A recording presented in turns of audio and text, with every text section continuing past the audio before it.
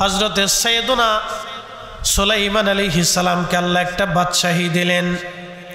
তাম পৃথিবীর বাদশাহী আল্লাহ দিলেন, জিন জাতির বাদশাহী দিলেন। সুলাইমান আলাইহিস সালাম বাইতুল আকসা শরীফ নির্মাণ করেছিলেন। কিন্তু এই বাইতুল আকসা প্রথম যিনি নির্মাণ করেছিলেন তিনি সাইয়েদুনা ইয়াকুব আলাইহিস সালাম। ইয়াকুব আলাইহিস সালামের বাবার নাম ইসহাক। হযরত ইসহাক আলাইহিস সালাম তিনার বাবার নাম সাইয়েদুনা ইব্রাহিম আলাইহিস সালাতু ওয়াস সালাম। ইব্রাহিম আলাইহিস সালামের দুইজন স্ত্রী ছিল আমাদের, দুইজন মা।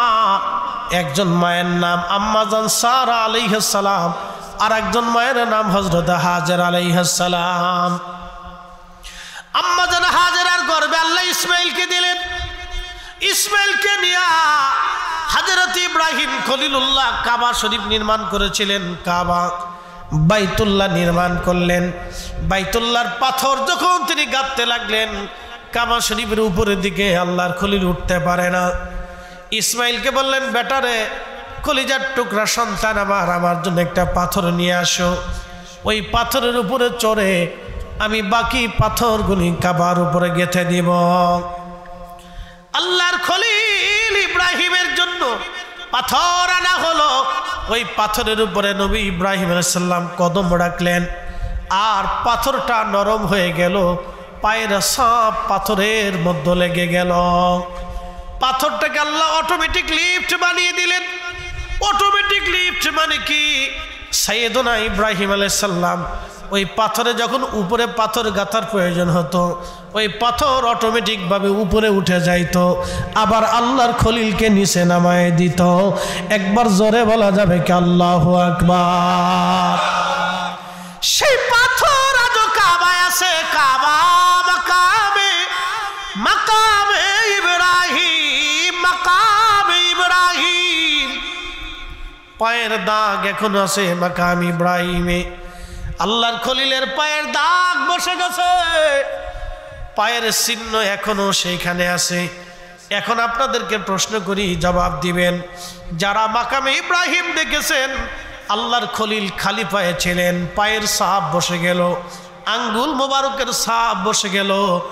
মনে রাখবেন কথা, যদি ইব্রাহিম জুতা পায়ে দিয়ে কাবা শরীফ গাঁথতেন তাহলে জুতার দাগ থাকতো, পায়ের দাগ থাকতো না। তার অর্থ উনি কাবা শরীফ বানানোর সময় জুতা পায়ে দিয়েছিলেন না, খালি পায়ে ছিলেন। কাবা শরীফ বানানোর সময় আল্লাহর খলিল খালি পায়ে ছিলেন। বলে খালি পায়ে কেন হবে? আল্লাহ বলেন, ওয়া ইউআযিম শাআইরাল্লাহ, তোমরা আমি আল্লাহর শায়েরকে, আমার নিদর্শনাবলীকে তোমরা সম্মান করো। ফাইন্নাহা মিন তাকওয়াল কুলুব, তোমাদের অন্তরের তাকওয়ার জন্য, আল্লাহ ভীতির জন্য তোমরা আমি আল্লাহর শায়েরগুলিকে সম্মান করো। কাবা শরীফ হচ্ছে আল্লাহর শায়ের, মদিনা আল্লাহর শায়ের, বাইতুল আকসা আল্লাহর শায়ের, কোরআন শরীফ আল্লাহর শায়ের। একসাথে বলবেন আল্লাহু আকবার। আমার দিকে দেখেন, কোরআন শরীফ ধরে চুমা খায় না অনেকে? যেরকম না চুমা খায়নি? কোরআন শরীফ বুকের উপর ভিতরে রাখেনি? অনেকে মাথার উপরে রাখেনি, বুকের উপরে রাখেনি। তো কেন রাখে? কার কালাম? জোরে বলে। কোরআনের উপরে মলাট আসেনি? জোরে বলেন আসেনি? মলাট কি দিয়ে বানানো? কাগজ দিয়ে। তার উপরে আবার ঢাকনা মলাট আসেনি, কাবার আসেনি? কি দিয়ে বানানো? প্লাস্টিক দিয়ে বানানো। তার উপরে আবার মুসলমানরা কাপড় দিয়ে পেঁচাইয়া আবার সুন্দর করে আরেকটা কভার তৈরি করে বানায়নি? আচ্ছা, সুমা যখন খায় তখন কি কাপড় চুপুর কভার টভার মলাট টলাট খুলে সুমা খায় না সহ সুমা দেয়? হ্যাঁ জোরে বলেন, বুঝে বলেন। সুমা কি আলাদা দেয় না সব একসাথেই দেয়? বলে কারণ কি? কাপড়ের তো কোনো দাম নাই। আছে? কাপড়ের কোনো দাম আসেনি, মলাটের দাম আসেনি, কাগজের দাম আছে, প্লাস্টিকের দাম আছে? দাম নাই। কোরআনের সাথে লেগে যাওয়ার জন্য, কোরআনের সাথে লেগে থাকার জন্য একটা প্লাস্টিকের দাম বাড়লো, কাগজের দাম বেড়ে গেল, কাপড়ের দাম বাড়লো, তাহলে ওলের দাম বাড়ে না কেন? কি কথা বল না কেন? আল্লাহর কালামের সাথে লাগার জন্য কাপড়ের দাম বেড়ে যায়, তাহলে আল্লাহর ওলি যারা হয়ে যায় তাদের কাছে আল্লাহর কাছে তাদের মর্যাদা হয়ে যায় এবং দুনিয়ার শ্রেষ্ঠ তো আল্লাহ তাদেরকে দিয়ে দেয়। কথা কর না, ঠিক কিনা? এই ছোট্ট কথা আপনাদেরকে বুঝাইলাম, কোরআন শরীফ দিয়ে বুঝাইলাম। আল্লাহু আকবার।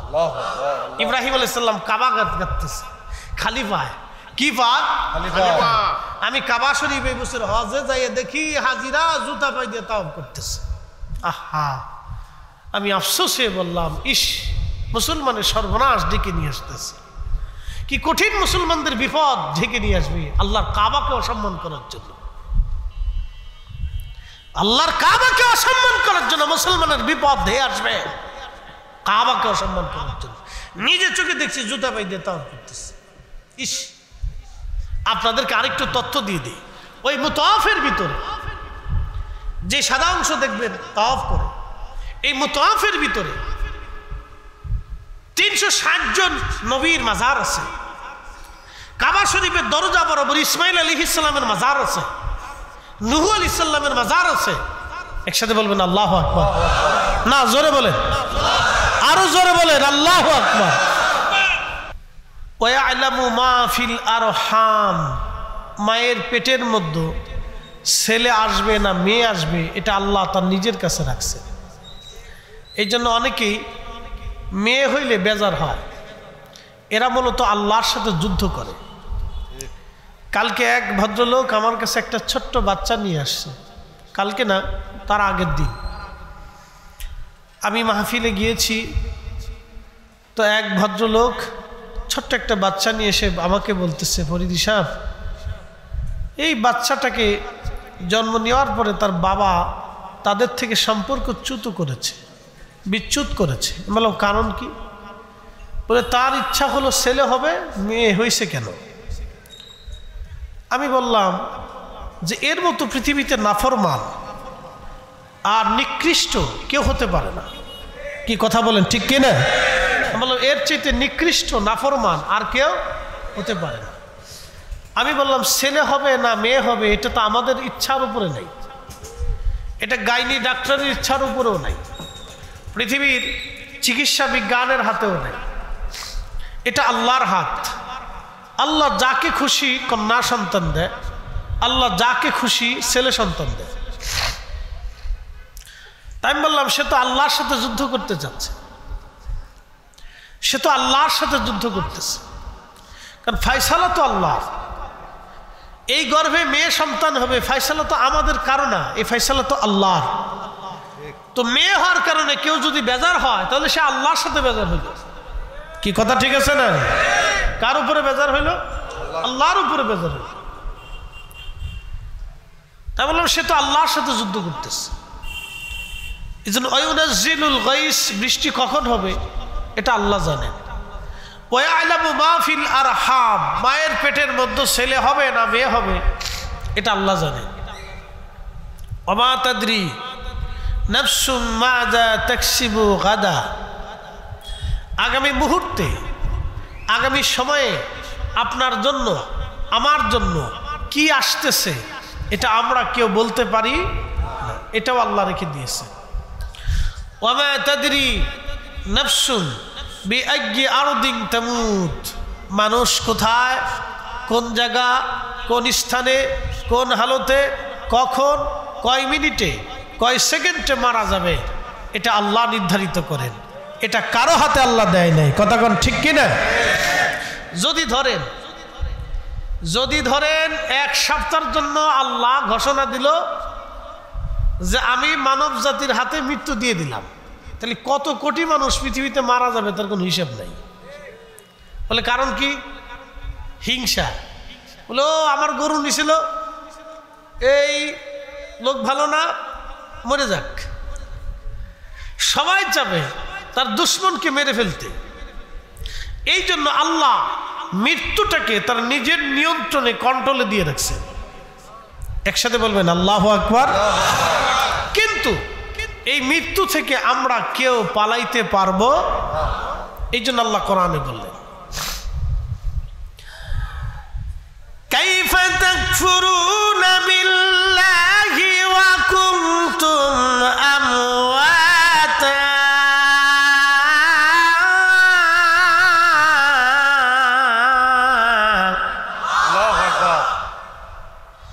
কোরআন শরীফ ভালো লাগেনি?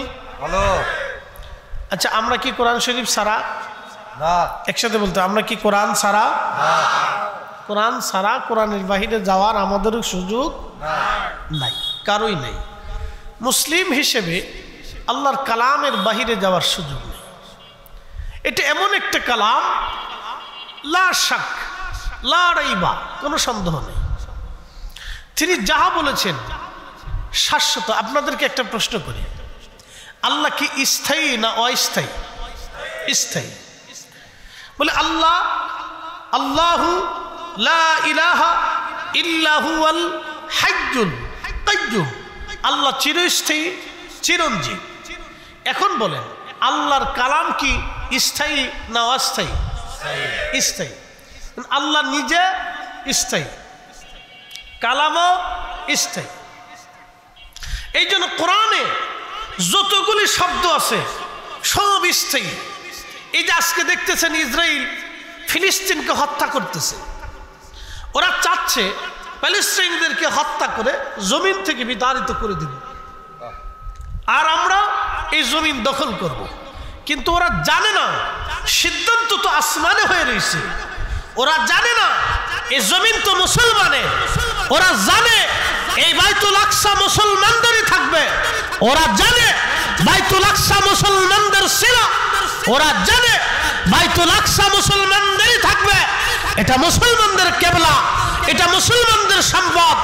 ওরা হয়তো ৭২ বছর পরিকল্পনা করে আজকে বাইতুল আকসা ওদের নিয়ন্ত্রণে নিয়েছে, কিন্তু বটে ১০০ বছর পরে হলেও বাইতুল আকসা আল্লাহ আমাদের কাছে ফিরিয়ে দেবে। বিশ্বাস আছে? কথা বলেন, বিশ্বাস আছে? হ্যাঁ, এটা আল্লাহর ওয়াদা। কার ওয়াদা? আল্লাহর ওয়াদা। খুব মনোযোগ দিবেন। প্রিয় উপস্থিতি হাজিরিন, পৃথিবীতে আল্লাহ ৪ জন বাদশা দিয়েছিলেন। একজন বাদশার নাম বাদশা সুলাইমান আলাইহিস সালাতু ওয়াস সালাম। আরেকজন বাদশা বাদশা জুলকারনাইন। আরেকজন বাদশার নাম বাদশা বখতেনসর। আরেকজন বাদশার নাম বাদশা নমরুদ। পৃথিবীর এমন কোন ইঞ্চি মাটি নাই আমার রব তাদেরকে বাদশাহী না দিয়েছিলেন। আল্লাহু আকবার। 2 জন বাদশা ছিল মুসলমান আর 2 জন বাদশা ছিল কাফের। নাম হয়ে গেছে এখন ইসরায়েল। একসময় ছিল রাখাইন, রোহিঙ্গা। আজকে রোহিঙ্গারা দেশ ছাড়া হয়ে রাখাইন নিয়ে গেল কাফেররা। এখন আর রাখাইন মুসলমানদের নিয়ন্ত্রণে নাই। একসময় রাখাইনে মুসলমানরা নিয়ন্ত্রণ করত। রাজত্ব তাদের ছিল, তাদের রাজা ছিল, তাদের প্রশাসক ছিল, তাদের রাজত্ব ছিল, সব তাদের ছিল। ভিটেমাটি ছিল, জমিন ছিল, তারা শাসন করত। শত শত শত শত বছর ধরে শাসন করলো। অথচ তারা আজকে তাদের প্রত্যেক 14 পুরুষের ভূমি থেকে তারা আজকে বঞ্চিত হয়ে গেল। একসময় বাংলাদেশ থাকতে পারে, অথবা বড়ও হতে পারে, অথবা এরকম থাকতে পারে, নাও থাকতে পারে। কিন্তু মনে রাখবেন, অলি সালতানাতের সময় অলি ছিল, খাজা বাবা আজমিরি ওই সময় ছিল। মুঘলের সময় খাজা বাবা আজমিরি ছিল। এরপরে ব্রিটিশের সময় খাজা বাবা আজমিরি ছিল। নবাবের সময় খাজা বাবা আজমিরি ছিল। পাকিস্তান পিরিয়ডেও খাজা বাবা আজমিরি ছিল। বাংলাদেশ পিরিয়ডেও খাজা বাবা আজমিরি আছে। এরপরেও বাংলাদেশ থাক বা না থাক, খাজা বাবা আজমিরির তরিকা থাকবে, চিশতিয়া থাকবে, নকশবন্দিয়া থাকবে, মুজাদ্দিদিয়া থাকবে। ওলিদের জামাত কিয়ামত পর্যন্ত আল্লাহ টিকিয়ে রাখবে। আমাদের ফয়সালা না, আল্লাহর ফয়সালা। কথা বলেন ঠিক কিনা? ফয়সালা কার? আল্লাহ। আপনি পারেন আল্লাহর সাথে যুদ্ধ করেন, অসুবিধা নেই। করেন, আপনার যদি ইচ্ছা থেকে আল্লাহর সাথে যুদ্ধ করেন তো করেন, অসুবিধা নেই। চেষ্টা করে দেখেন। প্রিয় উপস্থিতি হাজিরিন, মনোযোগের সাথে কথাগুলি শুনবেন। মুক্তাসার আপনাদেরকে তরিকা নিয়ে কিছু কথা আপনাদেরকে শোনাইলাম। বুঝে যাবেন আমার কথা, বাড়ি পর্যন্ত নিয়ে যাবেন আমার কথা। তবে হ্যাঁ, একটা কথা মনে রাখবেন, যারা তরিকা নিয়েছেন এবং তরিকা যারা নেন নাই, আমরা কিন্তু 2 ভাগে বিভক্ত না, আমরা এক। বুঝেন নাই মনে হয়? আমরা কয়, কোরআন কয়টা, নবী কয়জন, জোরে বলেন, কালেমা কয়টা। তো এক একই কালেমা, একই নবী, একই কোরআন। আমরা এক এবং অভিন্ন, দেহ কিন্তু একটা, দেহ আমাদের একটা, আমরা এক এবং অভিন্ন, সামান্য মতপার্থক্য। মতপার্থক্য এরকম না যে আল্লাহ দুইজন, রসুল তিনজন। মতপার্থক্য এরকম না যে আমরা আসরের সময় জোহর পড়ি, আপনারা জোহরের সময় আসর পড়েন। কি কথা কর না কেন? মতপার্থক্য এরকম না যে আমরা সুদ হালাল বলি আর আপনারা সুদ হারাম বলেন। মতপার্থক্য এরকম না যে আমরা ঘুষ হালাল বলি আর আপনারা ঘুষ হারাম বলেন। আমরা ঘুষ হারাম কই, আপনিও বলেন আমিও বলি। সুদরে আপনিও হারাম করেন, আমিও কই। কি কথা ঠিক আছে না ভাই? তো যেটা আল্লাহ হারাম করছেন সেটা আপনিও হারাম বলেন, আমিও হারাম বলি। যেটা আল্লাহ হালাল করছেন সেটা আপনি হালাল বলি। যেটা আল্লাহ বৈধ করছেন সেটা আপনিও বৈধ করেন, আমিও বৈধ বলি। যেটা আল্লাহ বলছেন আকিদা, ঈমান, আকিদা, কবর, হাসর নাসর, ওটা আপনিও যেভাবে বিশ্বাস করেন আমিও সেইভাবে করি, অথবা আমি যেইভাবে করি আপনি ওইভাবেই করেন। কোরআনে আল্লাহ রসুল যেইভাবে শিখেছে ওইভাবেই করি। সামান্য মত পার্থক্য, বেশি কিছু না, সামান্য মুখতাসার। এটা নিয়ে আমরা ঝগড়া করতে করতে শেষ। এই শেষ কবে শেষ হবে আমরা জানি না, তবে হ্যাঁ শেষ হবে। শেষ হবে। ভারতে গত বছরে আমি আসাম মাহফিলে গেছি, গত বছর নির্বাচনের সময়। তো নির্বাচন তো বুঝেন, তো নির্বাচন আর কি ভোট দেবো, ভোট তো এমনি হয়ে যায়। পরে শেষে আমি চিন্তা করলাম যে হেউদে এই নির্বাচনে থাকার সাথে আমি ইন্ডিয়া যাই, ঘুরে ঘুরে আসি।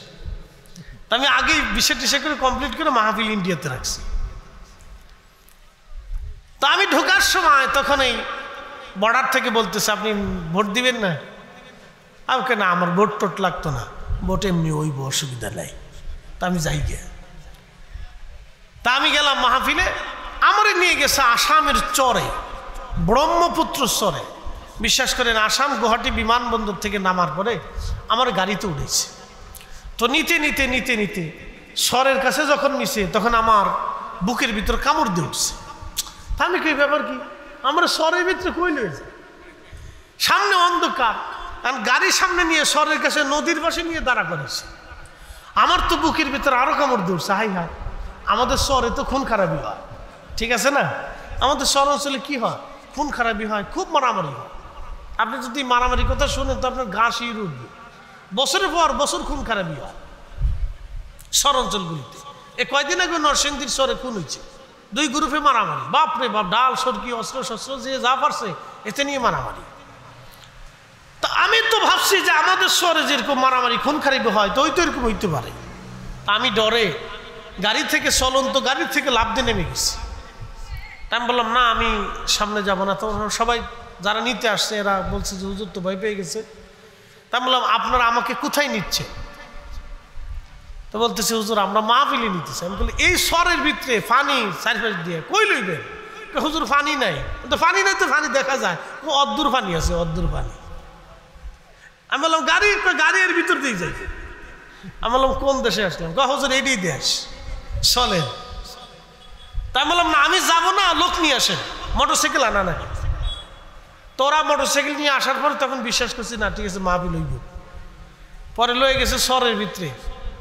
বিশ্বাস করেন, আমরা তো মিলাদ নিয়ে ঝগড়া করি। দেখেন চরে যাওয়ার পরে হাজার হাজার মানুষ চরের ভিতরে মাহফিল শোনার জন্য, কেউ টলার নিয়ে বিভিন্ন জায়গার থেকে আসছে। অনেক লোক শুনছে, বাংলাদেশ থেকে হুজুর আসছে, তো প্রচুর মানুষ আসছে। আসার পরে আমি রাত্রিবেলা ওয়াজ করলাম। দেওবন্দি উলামা ইকরাম আসছে, বিভিন্ন ধরনের আলেম ওলামা আসছে। আমি বললাম, জিজ্ঞেস করলাম ভাই আমরা কি তো বিদেশি মেহমান, আপনাদের দেশের হাল হাকিকত তো কিছু জানি না। তো যারা দাওয়াত করছে তারা তো আমার সামিন, আমার খুব মহাব্বত করে। তো বলছে হুজুর আপনারাও আমরাও মহাব্বত করি, আপনার আলোচনা আমরা শুনি। আমি বললাম যে মিলাদ কিয়াম কি করব? বলতেছে হুজুর আপনার ইচ্ছা, এগুলি নিয়ে আমরা এই দেশে ঝগড়া করি না। তাহলে কেন? আমরা নিজেরাই বাঁচতে পারি না, আর এটা নিয়ে ঝগড়া করবো কেন? কি কথা কর না কেন? আমি সেই দিন শিখে আসছি। হ্যাঁ, কথা তো সত্য। আল্লাহর কসম করে বলি, মাহফিল শেষ, সকালবেলা ফজরের নামাজ পড়ে বেরোবো। আমি তো রাত্রিবেলা গেছি, দেখিনি। আহা, মানুষের দারিদ্রতা দেখলে গা শির উঠবে। মানুষের দারিদ্রতা দেখলে গা শির উঠবে। গরিব মানুষ 5 টাকা 10 টাকা হাতে নিয়ে এসে রাস্তার পাশে দাঁড়ায় রয়েছে, আমাকে বিদায় দিবে। তাই বলছি না, আপনাদের টাকা লাগবে না, আমি এমনি দোয়া করবো। তো বলতেছে হুজুর আমরা খুব গরিব মানুষ, আমরা খুব অভাবী, সরকার আমাদেরকে কার্ড দেয় না, ন্যাশনাল আইডি দেয় না সরকার আমাদেরকে, ন্যাশনাল আইডি দেয়, আমরা চরের ভিতরে থাকি, সরকারি সমস্ত ভাতা সুযোগ সুবিধা থেকে আমরা বঞ্চিত, আমরা কৃষিক্ষেত খামার করে যা চলে আমাদের এরকম চলে, কারো বাড়ি আছে, কারো ঘর আছে, মানে দেখলে আপনার কাছে কান্না লাগবে যে এত দরিদ্র সীমার নিচে বাস করে। তাই বললাম যে না আপনাদের, আমি কারো টাকা নিই না, বললাম যে না আপনাদের টাকা লাগবে না, আল্লাহর রাস্তায় আপনারা মাফ করে দেন আমার। তা বলতেছে হুজুর তাহলে দোয়া করবেন, আমি দোয়া তো অবশ্যই করবো, করা লাগবে না, আমার কলিজা থেকে দোয়া আসতেছে। তো পরে বহুদূর পর্যন্ত আমি চিন্তা করতে করতে আস্তে আস্তে বিমান পর্যন্ত আসছে, আমার কাছে খুব কষ্ট লাগতেছিল। পরে আমি বলে আসছি যদি কোনোদিন আবার ইন্ডিয়াতে আসার সুযোগ হয় তাহলে আপনাদের মাহফিলটা আমি ফ্রি করে দিয়ে যাবো, 1 টাকাও লাগবে না, সব আমার খরচ, আমি আসবো। তাদের এই দরিদ্রতা দেখে বিশ্বাস করেন শুধু একটা কথা আমার কানে এখনো ভাসে, উলামা ইকরাম বলতেছে হুজুর এইগুলি নিয়ে আমরা আমাদের দেশে ঝগড়া করি না, কারণ আমরা নিজেরাই বাঁচি না। সুখে থাকলে দেশে মানুষের ভূতে কিলা, কি কথা কন না কেন, ঠিক আছে না? সুখে থাকলে ভূতে কিলা, আমরা দেশের অবস্থায় যেটা, সুখে থাকলে ভূতে কিলা। কি জিনিস দেখে আসছি প্রতিনিয়ত ভারতে বহু অঞ্চলে এখনো মুসলমানদেরকে টুপি মাথায় দিয়ে যাবেন তা পারবেন না।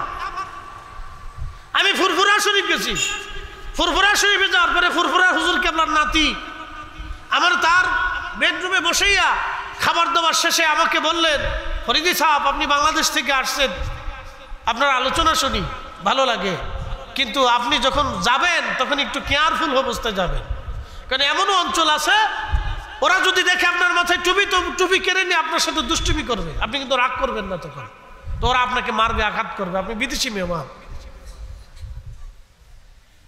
সুখে থাকলে বাঙালিরা ভূতে কিলা, আমরা এই দেশে খালি এটা নিয়ে ঝগড়া করি, ঝগড়া করার টাইম নাই, ধেয়ে আসতেছে মহাবিপদ। ঝগড়া যদি বন্ধ না করেন পিঠের সামনে কারো থাকবে না, আর যদি ঝগড়া বন্ধ হয়ে যায় সবাই বিজয় অর্জন হবে, কথা বলেন ঠিক কিনা? ঝগড়া করার টাইম নাই এখন, ঝগড়ার দিন চলে গেছে। প্রিয় উপস্থিতি হাজিরিন, আমার জীবনের বাস্তবতা থেকে আপনাদেরকে উপলব্ধি করে বুঝাইলাম। এখন আসেন মূল আলোচনায় ফিরে যাব। হযরতে সাইয়েদুনা সুলাইমান আলাইহিস সালামকে আল্লাহ একটা বাদশাহী দিলেন, तमाम পৃথিবীর বাদশাহী আল্লাহ দিলেন, জিন জাতির বাদশাহী দিলেন। সুলাইমান আলাইহিস সালাম বাইতুল আকসা শরীফ নির্মাণ করেছিলেন, কিন্তু এই বাইতুল আকসা প্রথম যিনি নির্মাণ করেছিলেন তিনি সাইয়েদুনা ইয়াকুব আলাইহিস সালাম। ইয়াকুব আলাইহিস সালামের বাবার নাম ইসহাক, হযরত ইসহাক আলাইহিস সালাম তিনার বাবার নাম সাইয়েদুনা ইব্রাহিম আলাইহিস সালাতু ওয়াস সালাম। ইব্রাহিম আলাইহিস সালামের 2 জন স্ত্রী ছিল, আমাদের 2 জন মা। একজন মায়ের নাম আম্মাজান সারা আলাইহিস সালাম, আর একজন মায়ের নাম হযরত হাজেরা আলাইহিস সালাম। আম্মাজান হাজেরার গর্ভে আল্লাহ ইসমাইলকে দিলেন। ইসমাইলকে নিয়ে হযরত ইব্রাহিম খলিলুল্লাহ কাবা শরীফ নির্মাণ করেছিলেন, কাবা বাইতুল্লাহ নির্মাণ করলেন। বাইতুল্লাহর পাথর যখন তিনি গাঁথতে লাগলেন, কাবা শরীফের উপরের দিকে আল্লাহর খলিল উঠতে পারে না। ইসমাইলকে বললেন, বেটারে কলিজার টুকরা সন্তান আমার জন্য একটা পাথর নিয়ে আসো, ওই পাথরের উপরে চড়ে আমি বাকি পাথরগুলি কাবার উপরে গেঁথে দিব। আল্লাহর খলিল ইব্রাহিমের জন্য পাথর আনা হলো, ওই পাথরের উপরে নবী ইব্রাহিম আলাইহিস সালাম কদম রাখলেন, আর পাথরটা নরম হয়ে গেল, পায়ের সব পাথরের মধ্যে লেগে গেল। পাথরটাকে আল্লাহ অটোমেটিক লিফট বানিয়ে দিলেন। অটোমেটিক লিফট মানে কি? সাইয়েদুনা ইব্রাহিম আলাইহিস সালাম ওই পাথরে যখন উপরে পাথর গাঁথার প্রয়োজন হতো, ওই পাথর অটোমেটিকভাবে উপরে উঠে যাইতো, আবার আল্লাহর খলিলকে নিচে নামায় দিত। একবার জোরে বলা যাবে কি আল্লাহু আকবার? সেই পাথর আজও কাবায় আছে, কাবা মাকামে ইব্রাহিম, মাকামে ইব্রাহিম। পায়ের দাগ এখন আছে মাকাম ইব্রাহিমে। আল্লাহর খলিলের পায়ের দাগ বসে গেছে, পায়ের চিহ্ন এখনো সেইখানে আছে। এখন আপনাদেরকে প্রশ্ন করি, জবাব দিবেন। যারা মাকামে ইব্রাহিম দেখেছেন আল্লাহর খলিল খালি পায়ে ছিলেন, পায়ের ছাপ বসে গেল, আঙ্গুল মোবারকের ছাপ বসে গেল। মনে রাখবেন কথা, যদি ইব্রাহিম জুতা পায়ে দিয়ে কাবা শরীফ গাঁথতেন তাহলে জুতার দাগ থাকতো, পায়ের দাগ থাকতো না। তার অর্থ উনি কাবা শরীফ বানানোর সময় জুতা পায়ে দিয়েছিলেন না, খালি পায়ে ছিলেন। কাবা শরীফ বানানোর সময় আল্লাহর খলিল খালি পায়ে ছিলেন। বলে খালি পায়ে কেন হবে? আল্লাহ বলেন ওমাইয়ুআযিম শাআইরাল্লাহ, তোমরা আমি আল্লাহর শায়েরকে, আমার নিদর্শনাবলীকে তোমরা সম্মান করো। ফাইন্নাহা মিন তাকওয়াল কুলুব, তোমাদের অন্তরের তাকওয়ার জন্য, আল্লাহ ভীতির জন্য তোমরা আমি আল্লাহর শায়েরগুলিকে সম্মান করো। কাবা শরীফ হচ্ছে আল্লাহর শায়ের, মদিনা আল্লাহর শায়ের, বাইতুল আকসা আল্লাহর শায়ের, কোরআন শরীফ আল্লাহর শায়ের। একসাথে বলবেন আল্লাহু আকবার। আমার দিকে দেখেন, কোরআন শরীফ ধরে চুমা খায় না অনেকে? যেরকম না চুমা খায়নি? কোরআন শরীফ বুকের উপর ভিতরে রাখেনি? অনেকে মাথার উপরে রাখেনি, বুকের উপরে রাখেনি। তো কেন রাখে? কার কালাম? জোরে বলে। কোরআনের উপরে মলাট আসেনি? জোরে বলেন আসেনি? মলাট কি দিয়ে বানানো? কাগজ দিয়ে। তার উপরে আবার ঢাকনা মলাট আসেনি, কাবার আসেনি? কি দিয়ে বানানো? প্লাস্টিক দিয়ে বানানো। তার উপরে আবার মুসলমানরা কাপড় দিয়ে পেঁচাইয়া আবার সুন্দর করে একটা কভার তৈরি করে বানায়নি? আচ্ছা, সুমা যখন খায় তখন কি কাপড় চুপুর কভার টভার মলাট টলাট খুলে সুমা খায় না সহ সুমা দেয়? হ্যাঁ জোরে বলেন, বুঝে বলেন। সুমা কি আলাদা দেয় না সব একসাথেই দেয়? বলে কারণ কি? কাপড়ের তো কোনো দাম নাই, আছে? কাপড়ের কোনো দাম আসেনি, মলাটের দাম আসেনি, কাগজের দাম আছে, প্লাস্টিকের দাম আছে? দাম নাই। কোরআনের সাথে লেগে যাওয়ার জন্যে, কোরআনের সাথে লেগে থাকার জন্যে একটা প্লাস্টিকের দাম বাড়লো, কাগজের দাম বেড়ে গেল, কাপড়ের দাম বাড়লো, তাহলে ওলির দাম বাড়ে না কেন? কি কথা বল না কেন? আল্লাহর কালামের সাথে লাগার জন্য কাপড়ের দাম বেড়ে যায়, তাহলে আল্লাহর ওলি যারা হয়ে যায় তাদের কাছে, আল্লাহর কাছে তাদের মর্যাদা হয়ে যায় এবং দুনিয়ার শ্রেষ্ঠত্ব আল্লাহ তাদেরকে দিয়ে দেয়। কথা কর না কেন? ঠিক কিনা? এই ছোট্ট কথা আপনাদেরকে বুঝাইলাম, কোরআন শরীফ দিয়ে বুঝাইলাম। আল্লাহু আকবার। ইব্রাহিম আলাইহিস সালাম কাবা গাঁথতেছে খালি পায়। কি পায়? আমি কাবা শরীফ এই বছর হজে যাইয়ে দেখি হাজিরা জুতা পাই দিয়ে তাওয়াফ করতেছে। আহা, আমি আফসোস হয়ে বললাম, ইস, মুসলমানের সর্বনাশ ডেকে নিয়ে আসতেছে। কি কঠিন মুসলমানদের বিপদ ঢেকে নিয়ে আসবে আল্লাহর কাবাকে অসম্মান করার জন্য। আল্লাহর কাবাকে অসম্মান করার জন্য মুসলমানের বিপদ ধেয়ে আসবে, কাবাকে অসম্মান করার জন্য। নিজে চোখে দেখছি জুতা পাই দিয়ে তাওয়াফ করতেছে। ইস, আপনাদেরকে আরেকটু তথ্য দিয়ে দিই। ওই মুতাওয়াফের ভিতরে যে সাদা অংশ দেখবেন তাওয়াফ করে, এই মুতাওয়াফের ভিতরে 360 জন নবীর মাজার আছে। কাবা শরীফের দরজা বরাবর ইসমাইল আলাইহিস সালামের মাজার আছে, নূহ আলাইহিস সালামের মাজার আছে। একসাথে বলবেন আল্লাহু আকবার। না, জোরে বলেন, আরো জোরে বলেন আল্লাহু আকবার। মুসলমান এখানে জুতা তাওয়াফ করতেছে জুতা পাই, আমার কাছে খুব কষ্ট লাগছে। আহা, এটা আল্লাহর শাইর। জোরে বলেন কার শাইর? একসাথে বলেন কার শাইর? আল্লাহ শাইরকে সম্মান করতে হুকুম কে দিয়েছে? ওমাইয়ুআযিম শাআইরাল্লাহ, আমি আল্লাহর শাইরকে তোমরা সম্মান করো। আমার দিকে তাকান, মসজিদে কি জুতা পাই দিয়ে ঢুকেন? একসাথে বলেন ঢুকেন? ওযু ছাড়া ঢুকেন? কার ঘর? তাহলে আল্লাহর ঘর, আল্লাহর শাইর। এই জন্য আল্লাহর শাইরকে আপনারা সম্মান করেন। কথা ঠিক আছে না? মসজিদের ভিতরে কি ধনী দরিদ্রের তফাৎ আছে? একসাথে বলেন আছে? আছে।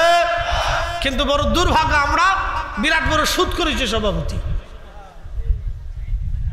যে বড় বেশি ঘুষ খেয়ে পয়সা করে কামাই করছে এ হচ্ছে বিরাট বড় মুতুল।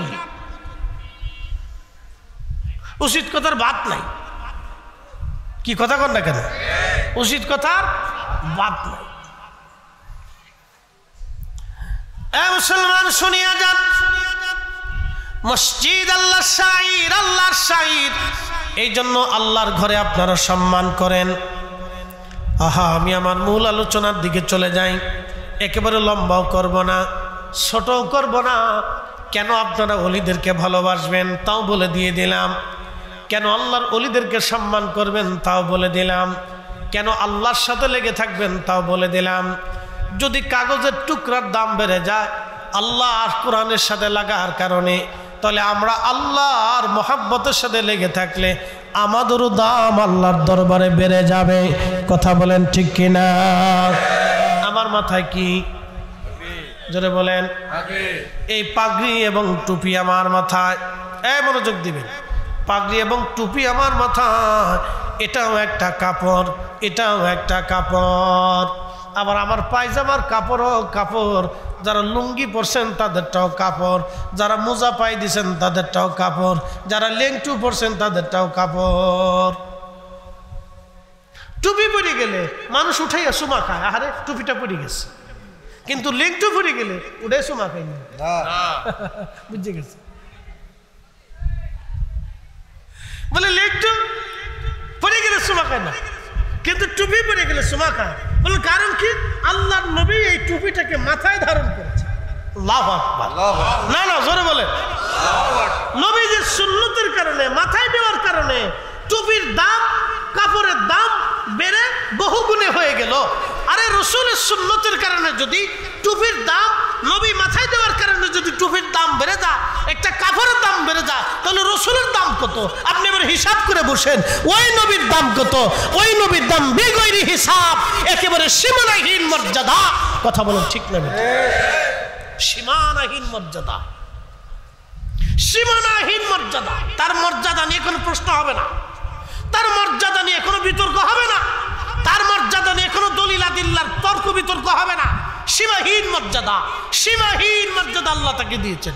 তার সম্মান নিয়ে কোনো বিতর্ক হবে না। এই কথা সারা জীবন মনে রাখবেন, তার সম্মান নিয়ে কোনো বিতর্ক হবে না। আল্লাহু আকবার। প্রিয় উপস্থিতি ভাই আমার, চুয়াডাঙ্গাবাসী মনোযোগ দিয়ে শুনে যাবেন।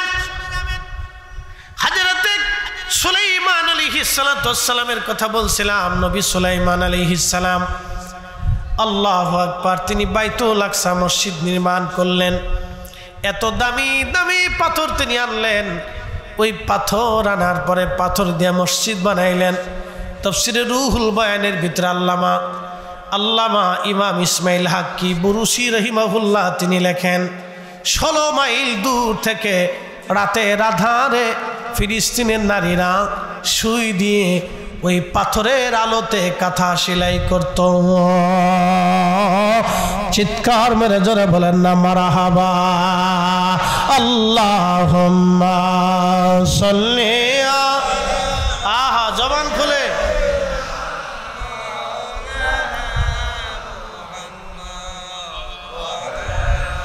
আলী সাইয়্যিদিনা।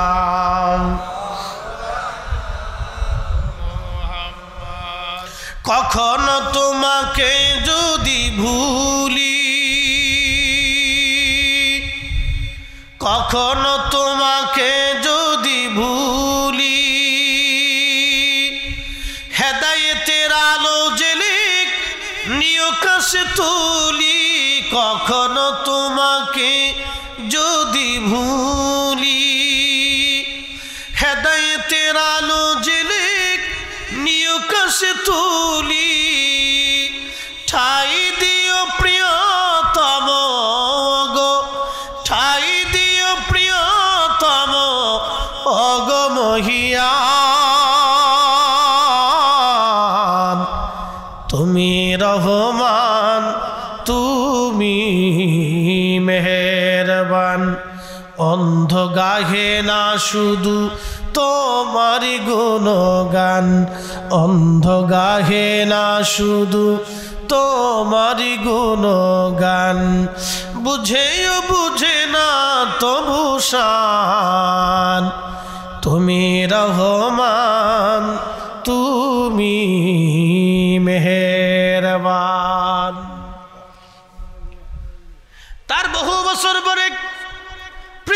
একজন বাদশা আসলেন, তার নাম বক্তে নসর। এই বক্তে নসর ছিল জালিম বাদশা। বক্তে নসর ফিলিস্তিন আক্রমণ করলো। বর্তমান ইসরায়েল যেমন ফিলিস্তিন আক্রমণ করে হাজার হাজার নারী পুরুষদেরকে হত্যা করেছে, মায়ের কোল থেকে সন্তানকে হত্যা করা হয়েছে, মায়ের সামনে ছোট্ট বাচ্চাকে গুলি করে হত্যা করা হয়েছে। এর বর্ণনা দেওয়াটা আমার পক্ষে অসম্ভব। কত বড় কঠিন কাজ ইসরায়েল করেছে। হাজার হাজার বাচ্চারা শহীদ হয়ে গেছে বাইতুল আকসায়। বাইতুল আকসার গাজার মুসলমান যদি বলতো, ও ইসরায়েল, আমরা তোমার কথাগুলি মেনে নিলাম, তুমি আমাদের পাসপোর্ট দাও, ভিসা দিয়ে দাও। গাজারে ফিলিস্তিনদেরকে ইসরায়েল পাসপোর্ট দিত, ভিসা দিত, সুযোগ সুবিধা দিত। কিন্তু এক টুকরো মুসলিম জাতি যারা মাথা নত করে নাই, তারা যদি ইসরায়েলের কথা শুনতো, রেঞ্জ রোভার গাড়ি দিয়ে তারা চলতে পারত, পৃথিবীর আলিশান বিল্ডিং তারা পাইত, ইউরোপ আমেরিকার মতো দামি দামি দেশে তারা ঘুরতে পারত, সুন্দর মনোরম দৃশ্যে তারা থাকতে পারত, সুন্দর জীবন ব্যবস্থা তারা পাইত। কিন্তু তারা দাজ্জাল নামক এই ইসরায়েলের খপ্পরে না পড়ে, তারা মিথ্যার সামনে মাথা নত না করে, কাফেরের সামনে মাথা নত না করে, শির উঁচু করে তারা কাফেরের সাথে জিহাদ করে গেছে। আকসার জন্য জোরে বলা যাবে কি আল্লাহু আকবার।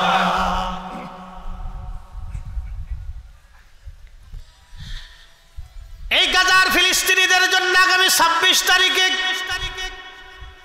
সোহরাওয়ার্দী উদ্যান ময়দানে বাংলাদেশের সমস্ত পীর মাশায়েখদের উদ্যোগে বিরাট মহাসমাবেশ ডাকা হয়েছে।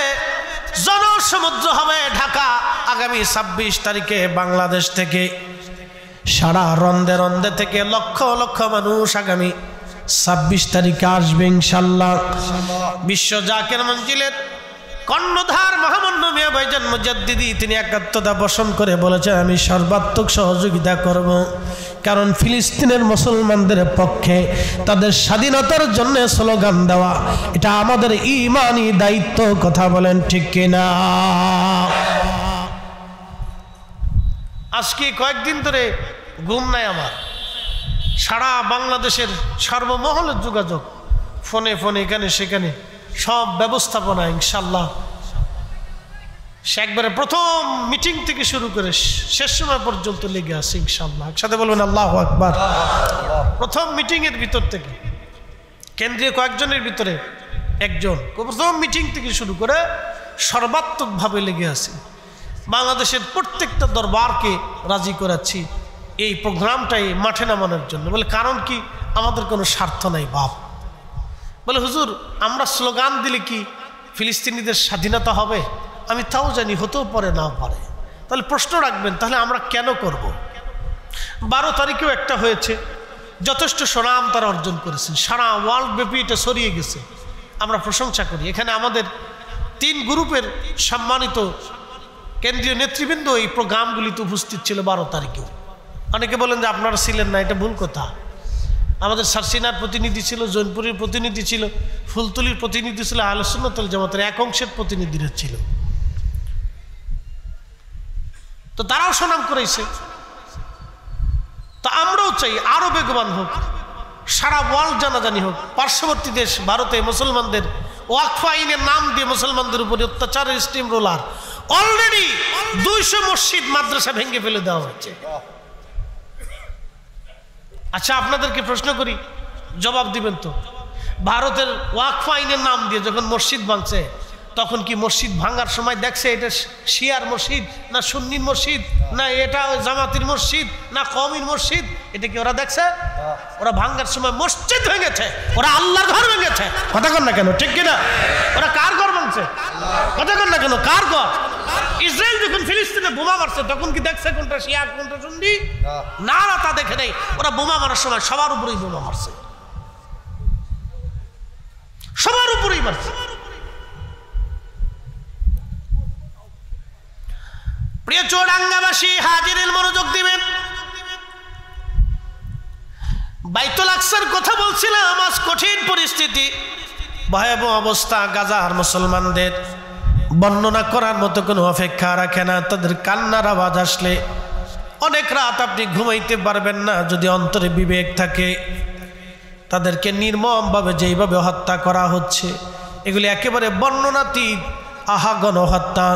এই হত্যা আজকে শুধু হয় নাই, পূর্বতন সময়ে সাইয়েদনা উযাইর আলাইহিস সালাতু ওয়াস সালামের জমানাতে উযাইর আলাইহিস সালাতু ওয়াস সালাম যখন উনি নবী, তখন বক্তে নসর ছিল বাদশা। বক্তে নসর ফিলিস্তিন আক্রমণ করলো। একজন না দুইজন না, একজন না দুইজন না, সদ্য ভূমিষ্ঠ হওয়া বাচ্চা থেকে একেবারে বৃদ্ধ পর্যন্ত বক্তে নসর সবাইকে হত্যা করল।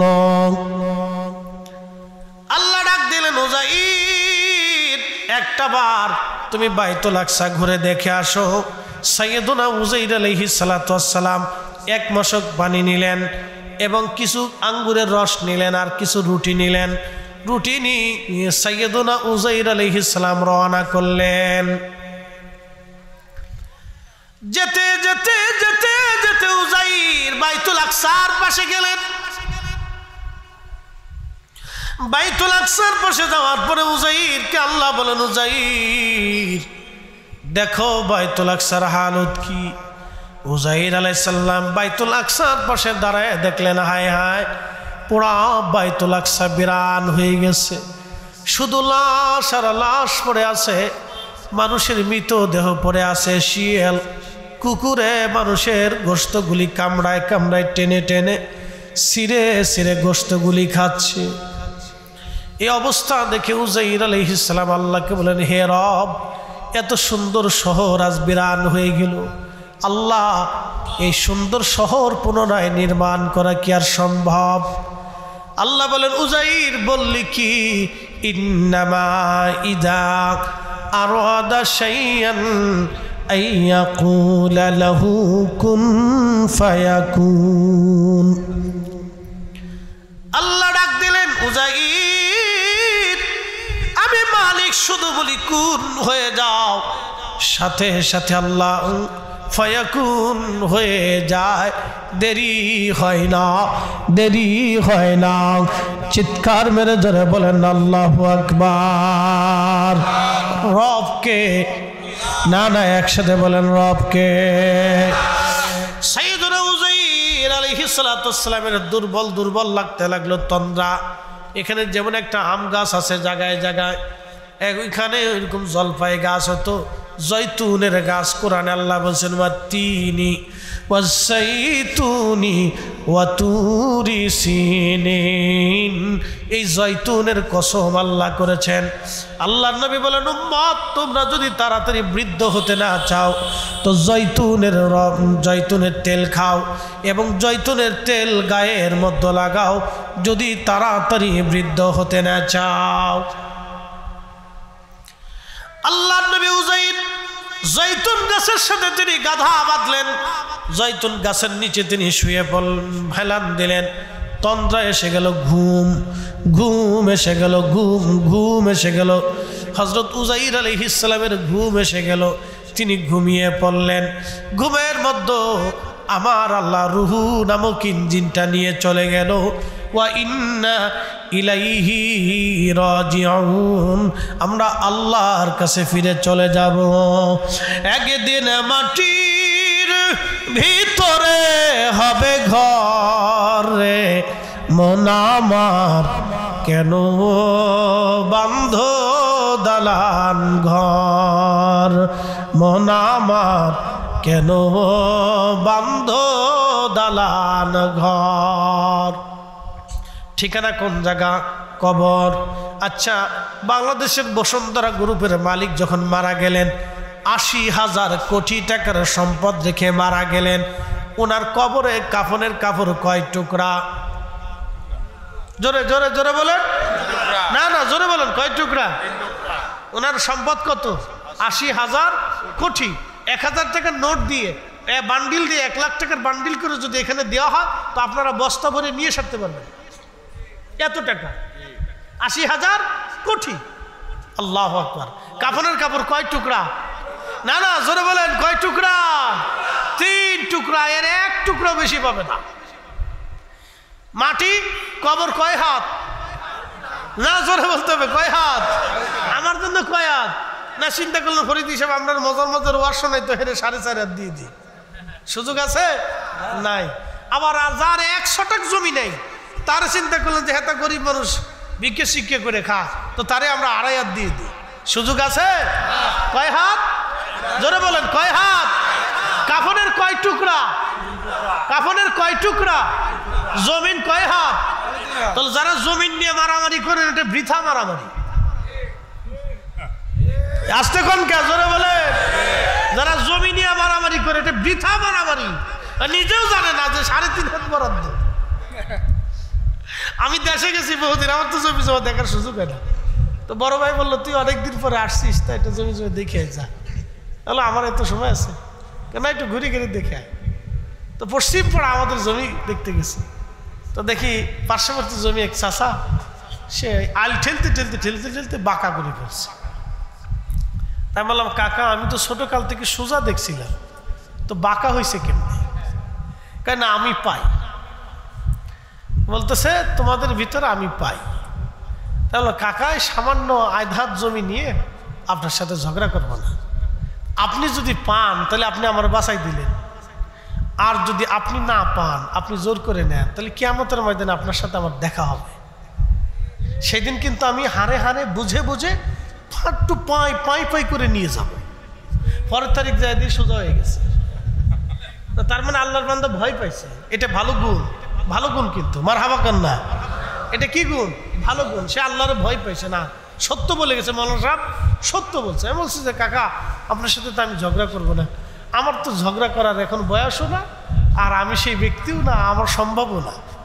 কেউ যদি পা ফাড়া দিয়ে আমার সাথে ঝগড়া করতে হয়, তা আমি ঝগড়া করতে পারি না, কারণ আমার ঝগড়া করার তো ব্যক্তি না। আমি কি কথা ঠিক আছে না? আমি তো ঝগড়া করার ব্যক্তি না। কেউ আমার সাথে ঝগড়া করতে আসলেও আমি চুপ থাকতে হয়, শক্ত হয়ে ধৈর্য ধারণ করতে, কারণ আমি ঝগড়া করতে পারবো না, বিপদ আছে।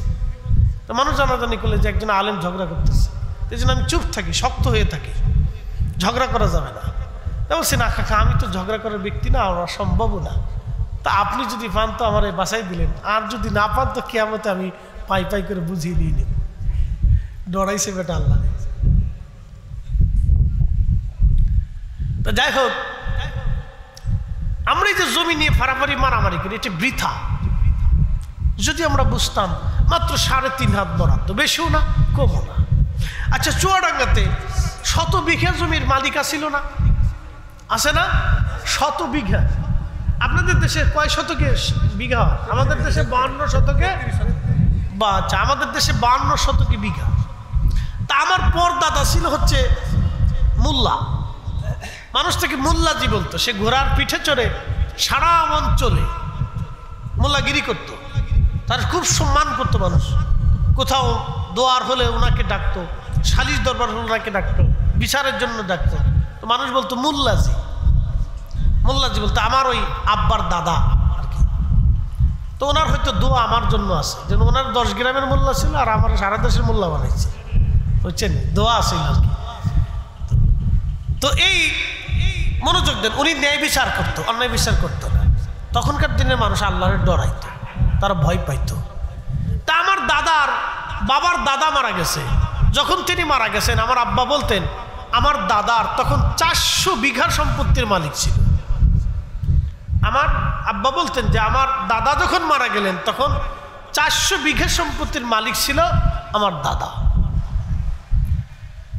তো আমার দাদার জন্য 3.5 হাত কবর হয়েছে। আমার আব্বা বলতেন যে বেটারে আমার দাদার জন্য 3.5 হাত জমিন হয়েছে, আমি মারা গেল আমার জন্য 3.5 হাত হবে। জীবনে কোনোদিন কোনো মানুষের সম্পদ অন্যায়ভাবে নিবা না, জীবনে কোনোদিন কোনো মানুষের সম্পদ অন্যায়ভাবে খাবা না, এই কাজ কখনো করবা না। আর অন্যায় বিচার কোনোদিন করবা না, আর অন্যায় কোনোদিন প্রশ্রয় দিবা না। আমাদেরকে নসিহত করত। তো খুব মনোযোগ দিবেন। 3.5 হাত, 100 টাকা বেশিও না কমও না। 3 টুকরা কাফন, 100 টাকা বেশিও না কমও না। কিন্তু আমরা এই 3 টুকরা কাফনের জন্য কত পথ সফর করি, কত রাস্তা ঘুরি, কিন্তু কাজ হয় না। এই জন্য আমার পীর মুর্শিদ বলতেন, বাবা হার হামেশা আল্লাহর জিকিরে নিজের জিহ্বাকে সিক্ত রাখো, তাহলে তুমি হালাক হবে না, তুমি ধ্বংস হবে না। তুমি আল্লাহর জিকিরে নিজের জিহ্বাকে সিক্ত রাখো। একসাথে বলেন কার জিকির? জোরে বলেন কার জিকির? এই জন্য ফজরের পরে ফাতিহা দিছেন, ফজরের পরে খতম দিছেন, জোহরের পরে নফল দিছেন, আসরের পরে জিকির দিছেন, মাগরিবের পরে ফাতিহা দিছেন, নফল দিছেন, জিকির দিছেন, এশার পরে 500 বার দুরুদ দিছেন। একসাথে বলবেন না মারহাবা? কতবার দুরুদ? তাহলে তসবিহ তো আপনার পকেটে থাকার কথা। কি কথা কর না কেন? যে ওজিফা দিছে তসবিহ কোন জায়গায় থাকার কথা? পকেটে। কিন্তু তসবিহ ঝুলিয়ে রাখছেন ঘরের ভিতরে। কি কথা ঠিক আছে নি? তসবিহ থাকবে কোন জায়গা? পকেটে। তসবিহ ঝুলাইছেন বাড়িতে, তা হবে না, পকেটেই তসবিহ রাখতে হবে। যেখানেই থাকবেন সেখানেই, যেখানে ঘুমাবেন 500 বার দুরূদ শরীফ পড়ে ঘুমাবেন। যেখানেই যাবেন দুনিয়াতে ফজরের নামাজ পড়ে খতম শরীফ পড়বেন। দুনিয়ার যেখানেই থাকবেন সেখানে ওজিফা করতে হবে। ওজিফা যদি না করেন তাহলে মহা মুসিবত থেকে বাঁচার কোনো রাস্তা নাই। আমার হুজুর যা বলেছিলেন তাই হয়েছে এবং তা হবে। আউলিয়া কেরামের কথাগুলি নিজের ইচ্ছায় বলেন না, এটা আল্লাহর পক্ষ থেকে খবর আসে। আল্লাহর ওলিরা তিনারা ইলহামের মাধ্যমে পূর্ব